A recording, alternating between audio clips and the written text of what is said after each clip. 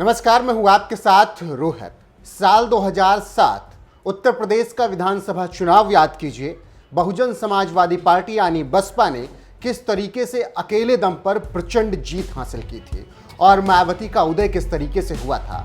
और जब बहुजन समाज पार्टी ने अकेले दम पर जीत दर्ज की तो राजनीतिक विश्लेषक उस वक्त हैरान रह गए थे। जब गुणा गणित लगाया गया तो एक बात सामने निकल कर आई कि बीएसपी ने बहुत अच्छे से दलित, मुस्लिम और ब्राह्मणों के वोट को अपनी तरफ मिलाया था और बाद में इसे नाम दिया गया था सोशल इंजीनियरिंग। और इस पूरे सोशल इंजीनियरिंग के सूत्रधार कहे गए सतीश चंद्र मिश्रा।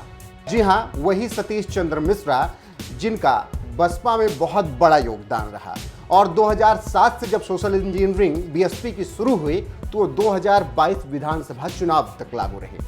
हालांकि इस दौरान पार्टी खत्म होने की कगार पर भी पहुंच गई। मायावती से नेताओं की दूरियां भी बढ़ गई।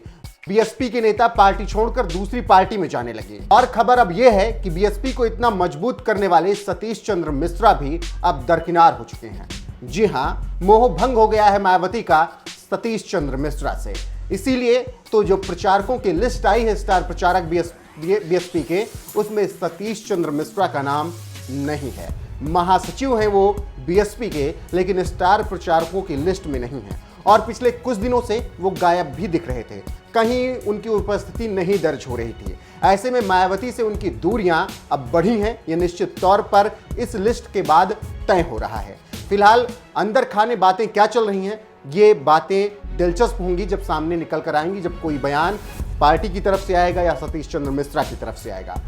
लगातार वो अपने एक ही मुद्दे सोशल इंजीनियरिंग पर लड़ते रहे, ब्राह्मणों, दलितों और मुस्लिमों को वोट बैंक अपना मानते रहे। लेकिन हालत ये हो गई कि 2022 चुनाव आते आते बीएसपी खुद में सिमट गई है। फिलहाल 2017 में उसे 19 सीटें मिली थी और 2019 के लोकसभा चुनाव में जब वो गठबंधन में लड़े तो 10 सीटें किसी तरीके से वो जीतने में कामयाब रहे।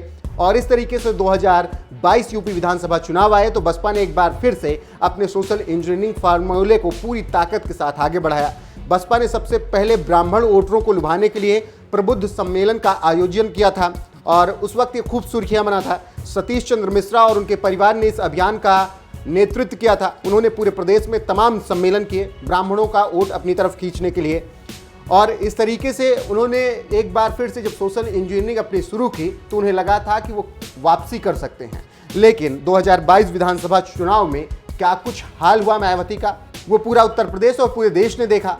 फिलहाल अब मायावती का ब्राह्मणों से और सतीश चंद्र मिश्रा से मोह भंग होता हुआ दिख रहा है। इसीलिए जो स्टार प्रचारकों की लिस्ट आई है उसमें सतीश चंद्र मिश्रा का नाम नहीं है। इसीलिए कहा जा रहा है कि अब मायावती किसी नए फार्मूले के तहत अगला चुनाव लड़ने की तैयारी कर रही होंगी।